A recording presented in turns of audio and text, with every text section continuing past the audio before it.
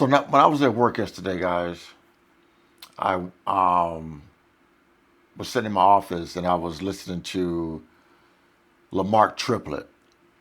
I was watching a video of him speaking on his relationship with his mom and his father. And that brought back some, and that just made me think about, it was a very emotional video.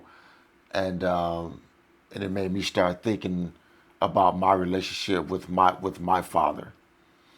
If you guys are new to my channel, my dad passed away of lung cancer back in 2007, in September of 2007. So he's been gone for 18 years now. My dad passed away right in my arms from lung cancer. When he caught it, he was already stage 4, and it just progressively took him out within, I believe it was like 7 months from the time we found out till he passed away. But Lamar's video just started bringing back some old emotions that I had with my relationship with my father as a youngster. Because as a youngster, he was in, I knew my dad. I was around my dad's family. His father really was the one who raised me up to be a man. My dad's father, who I called dad. And and I lived with my grandfather a lot. I did a lot of going back and forth, living with my mother, living with my grandfather. Um, but my dad, as a youngster, my dad he wasn't around very much when I was younger. Uh, wasn't around very much. I only lived like an hour away from him. Um, but he wasn't around a lot growing up as a youngster. But like I said, I knew who he was. Uh, I was around him from time to time. But as far as him like being a steady influence in my life, it wasn't that way. And so I had some childhood trauma because he wasn't around a lot. I grew up with some animosity because he wasn't around a lot. I um, I never saw my dad sacrifice anything for me growing up. Never saw him really sacrifice for me, to put me in any type of better position growing up. When I needed him in my life, when I was going through my rebellious stage, he wasn't there. Um,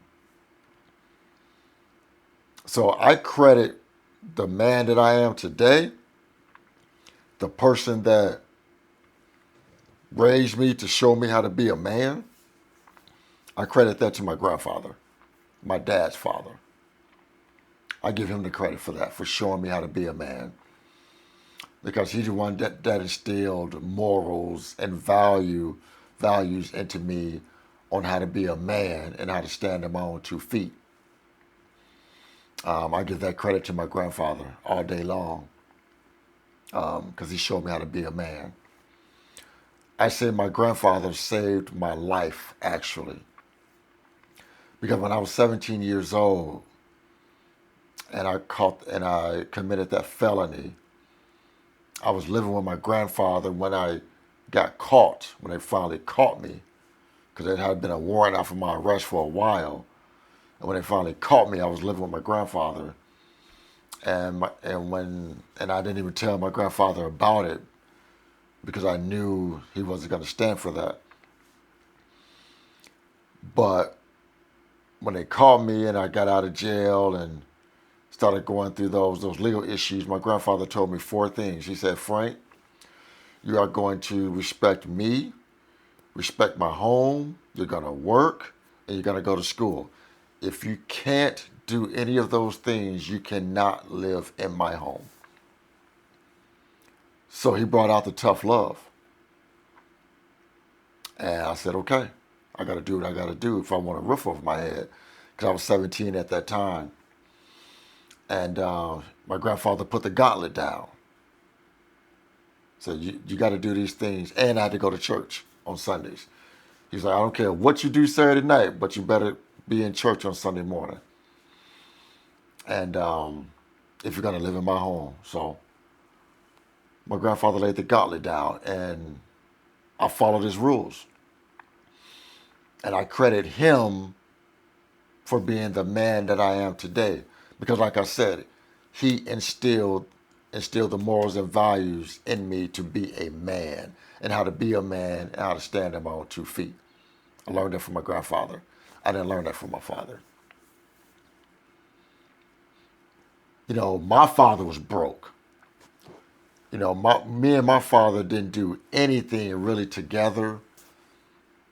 No activities. We didn't take any trips, no fishing trips. We didn't do any of that. We didn't do any of that because my father didn't have any money, you know. That's why I'm so set on building memories with my children. You know, when me and my son go to games, the Lions games, and even when I'm just hanging out in my son's house with my grandkids, I cherish those times. I cherish those times because me and my father didn't do that. We didn't do any of that. My father didn't have any money to do anything with me as a child or as an adult. You know? My dad's sisters and my grandfather pretty much raised me, because when my dad would come and get me to spend time with him, he would just take me to my grandfather's house, and his sisters would babysit me, and I would just spend time with his sisters and my grandfather. That's pretty much how they went when I was a younger child in grade school and middle school, you know. So listening to Lamarck's video today, like I said, just brought back a whole lot of emotions from back then. Because growing up, guys, I didn't hear I love you from my mom I didn't hear no I love you from my mom very often. And I never heard it from my father. I didn't hear I love you from my dad probably not until close to when he was getting ready to pass. It just wasn't that type of guy. It took me a while to develop any emotions like that growing up. I have 2 sons. And it was hard for me to even tell my sons that I loved them as they were growing up into young men, because it just felt strange. It felt weird because I never heard it from my dad. I never heard it from my dad. I had no issue. I had no problem saying it to my daughters. But when it came to my sons, it was hard for me to bring those emotions out to express my love for my sons, because I love them, but it was hard for me to show those emotions because my dad didn't show me those emotions. You know, and I credit my ex-wife for helping me with that, because I told her that, and she helped me with that. She helped me bring those emotions out, because my ex-wife is a very loving person, very loving person. So she helped me bring those emotions out of me. She helped me bring those emotions out.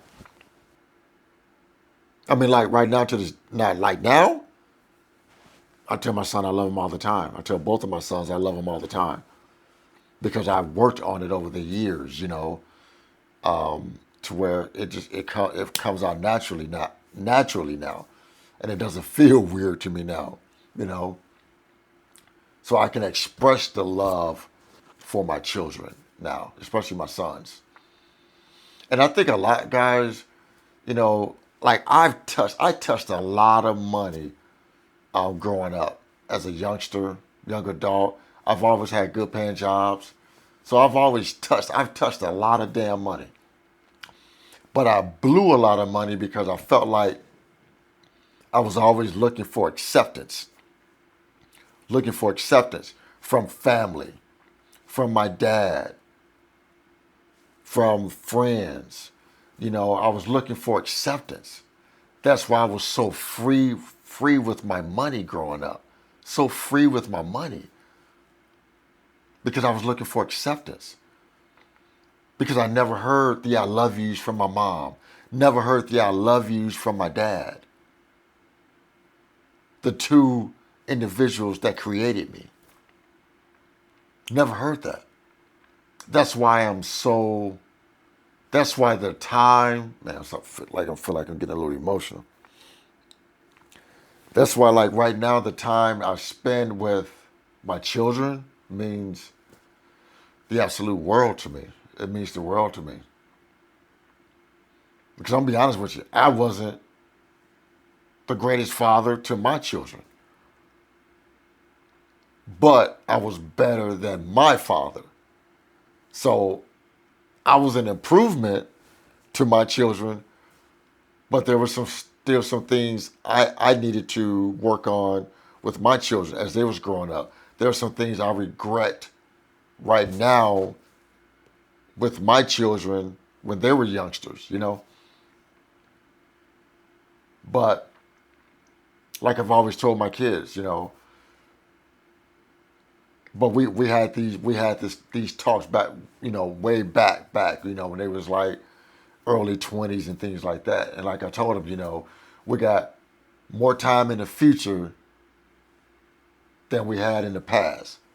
So I got years to work on my relationship with my children. But that's why I enjoy my time with my children. Because I never had time like that with my dad. We never did anything together. No trips, no fishing trips. We didn't go to sporting events, nothing like that, because he didn't have any money. He was broke. So that's why when I hang out with my children, it means the world to me. It means the world to me building those memories with my kids. Because I yearned for that as a toddler with my dad. I yearned for that as an adult with my dad. And it wasn't there. I mean, me and my dad, quality time with me and my dad was like having a beer sitting in the backyard, just bullshitting. You know what I mean? There was no trips, no fishing trips, no sporting events, nothing like that. Because again, he didn't have no damn money. He was broke. And this is not to bash my dad, guys, but I'm the son. He was the father, and there were some things that I was missing out on. And we had these talks before he passed away. When he got sick, we had a whole lot of deep talks, and I was able to get a lot of things off my chest, that I was unhappy with him as I was growing up. I loved him. Like I said, I loved him. And I miss him to this day, because he was my father. But but there were some things he could have been better at. I know my kids would say there were some things I could have been better at also. But these are some things I discuss because I'm in therapy. I go to therapy every other week. So these are things that I discuss with my therapist.